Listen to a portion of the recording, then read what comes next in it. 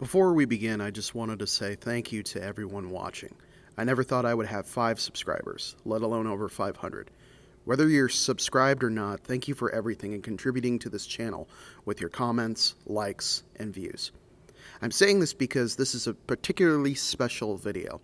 As you may or may not know, most of my videos are about the Beatles, all of them collected in a playlist called Talking Beatles on this channel.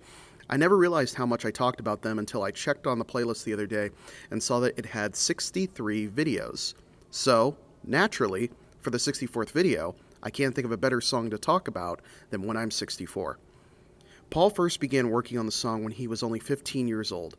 He said, "Back then I wasn't necessarily looking to be a rock and roller.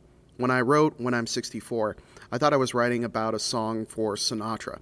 There were records other than rock and roll that were important to me." The song became very useful to the early version of the Beatles, as oftentimes the amps would go out during the early cavern shows. During this downtime, Paul would bust out the song on a piano to entertain the waiting crowd. When it came time to record Sgt. Pepper, it would be the first song for the record to be recorded. Paul decided to include it and refine the song as his father Jim was actually turning 64 at the time. In recording the track, Paul wanted clarinets as he was quite fond of the instrument. George Martin assisted in acquiring them and scoring the piece. Years later, when Martin turned 64, Paul sent him a bottle of wine.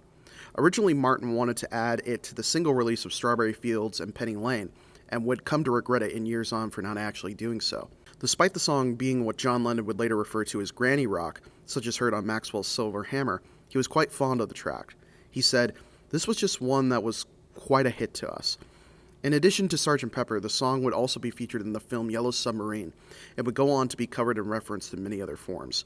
I credit the song with spurring my love of vaudeville and old jazz tunes, such as the music of the Squirrel Nut Zippers. They're an amazing band if you haven't checked them out.